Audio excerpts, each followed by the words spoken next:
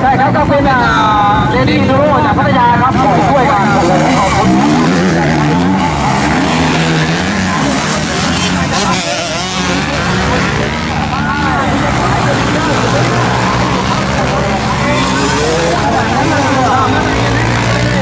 ขอบคุณคุณชุดไปเก็บภาษีโอ้ยลุงมาแล้วเลยช่วงนี้จะส่งลุงมายุทธใช่ไหมเดี๋ยวผม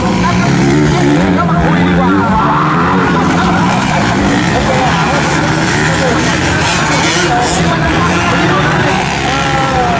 มันร้อนแรงเกิดยาชวนผมว่าไม่ได้ดีกว่าก็ด่ากว่าครับไอ้ดูที่จะใช้น้ำมันเขาดูก่อนบ้านดูถามด้วยบ้านดูด้วยดูด้วยครับดูด้วยก็เห็นรถ246มาที่1เลยมาถึงก็ช่วยกันเลยเห็นชลบุรีครับเป็นรถสวยกันเป็นชลบุรีโอ้โหนี่ชลบุรีมาแต่เนี่ย2กับ1สีเหลืองครับหายเลยอยู่ที่โอ้โหคนเป็น3 คันเลยโอ้โหนี่หายแล้วผู้ใหญ่พี่นะ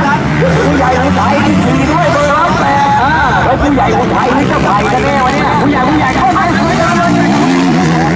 ผู้ใหญ่เลยเจ้าไผ่ดูตรงนี้ต้องเดิน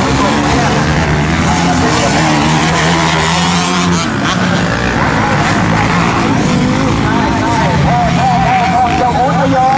พ่อเขาที่ใช้เรื่องพันเดี๋ยวเจ้าโอ๊ตนี้จะขี่ได้หรือเปล่าไม่รู้ว่าการเก็บการเก่าเรื้อรังด้วยยังไม่รู้เลยว่าเขาเป็นคนที่จะชอบผู้ชายจะตายอยู่กับพาเลยคนนี้ยังไม่โดน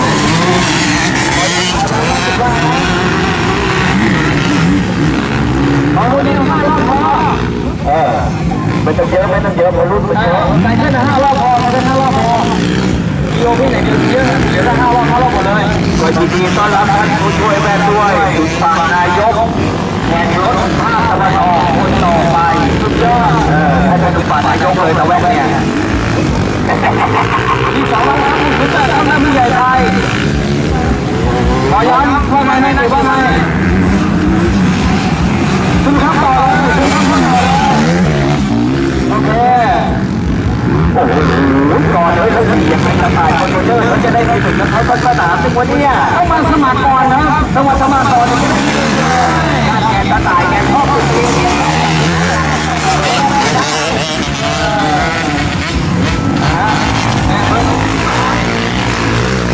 ก็ตามเป็นที่สวยครับเบอร์ต้อง1จากพิโลกพัทยาโอ้โหสุดยอดครับ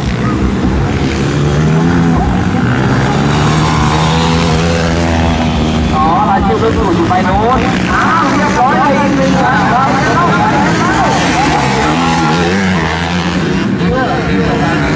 ตาเช็ดตาที่โดนแย่เลยอายุ60 กว่าโอ้โหปีเดียวก็ต้องรู้เลยเว้ย60 กว่าแล้วนะตอนนั้นเราเป็นที่ไม่รู้เลยเนี่ยโอ้โหแต่วุฒิวันนี้แกได้มาถ่ายรูปกับพิตตี้ได้เดี๋ยวก่อนแต่วุฒิให้เขามีไอจีเขามีสแกมนะไปแก้หรอกแต่